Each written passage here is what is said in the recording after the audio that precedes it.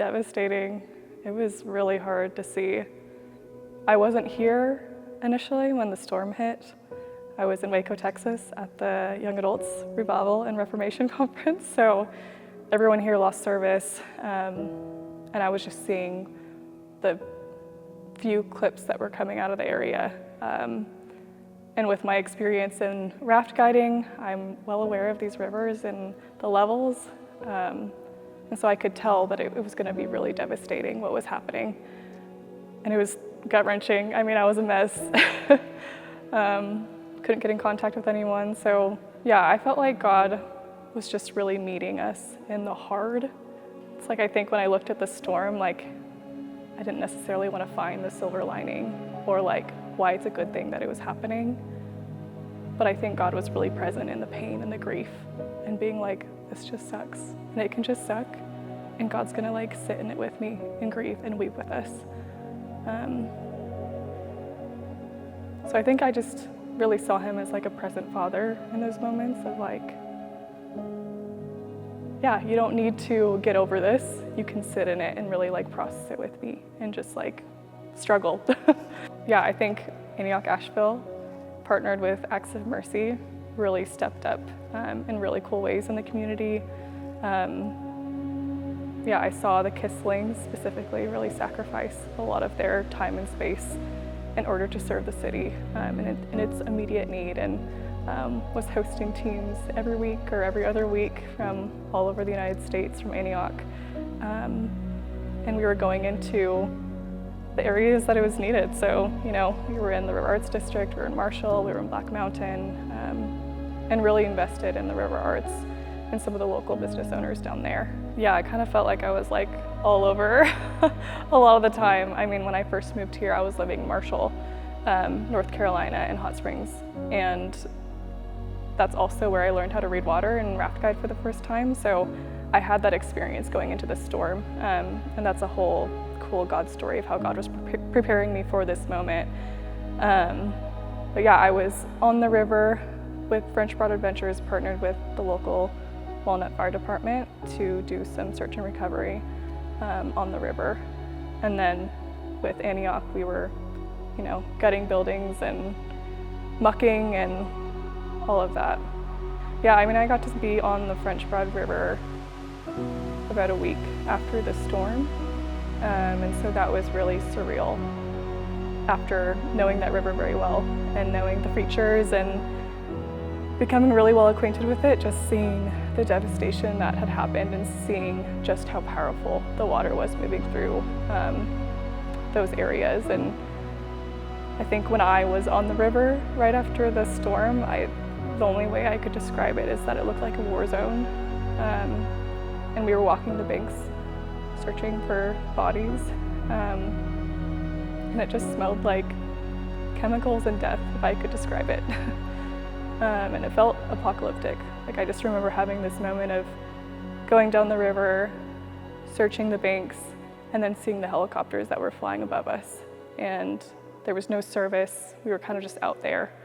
And it was like everyone was doing anything they could to come together and respond with the skills that they had. I'm really inspired by Appalachia. Really inspired by them.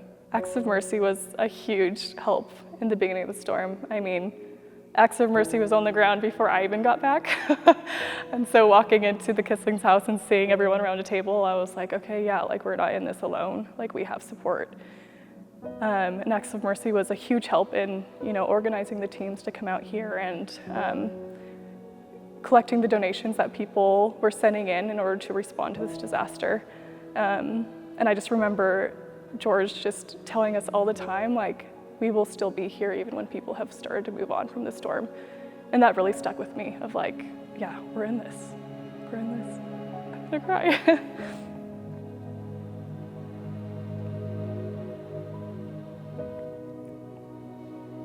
It's like so weird, like some of these things I haven't thought about in a while. So it just brings up emotions.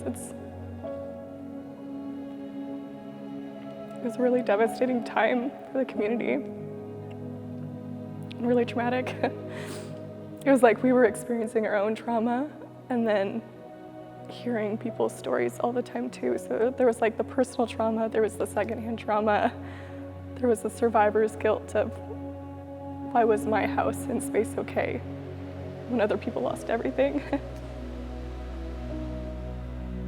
And even my friends in Marshall, like I have friends down there that lost everything and are still living in campers now, like, and are hoping that one day their house will be rebuilt, but a lot of people's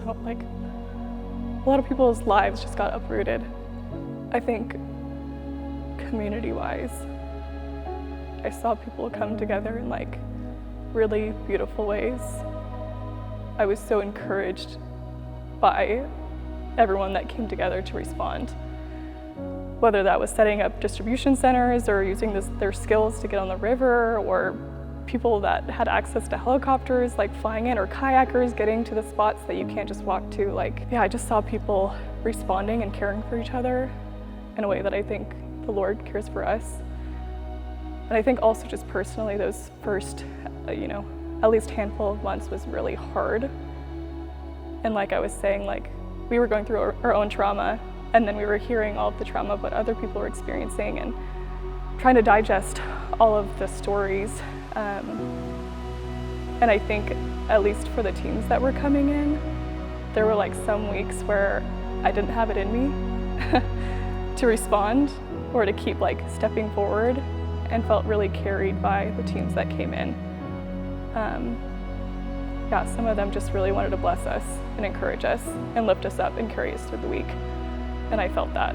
I feel like the phrase that kept coming to my mind was just that He can bring beauty out of ashes, and that He has not left us in this. He is present and He's working things together. I think also it's been really cool, like as time has gone on and people have, like, some people have to move on, It's like you're kind of stuck in this bind of like, I want to keep responding, but I also have to support myself and like move on for the sake of myself, my family, But I've also just seen the church really step up and continue to stay in it. And I feel like even as the volunteers have tapered off, those are the people that I see have the heart to really keep going and stay in it with us. Yeah, I would say spiritually, I think this community just needs continued diligent prayer. We're still in the midst of it. It's still pretty recent, and I think there's a lot of unhealed trauma that people are sitting in, and so just prayer for God to meet people in that, prayer for healing, prayer for hope.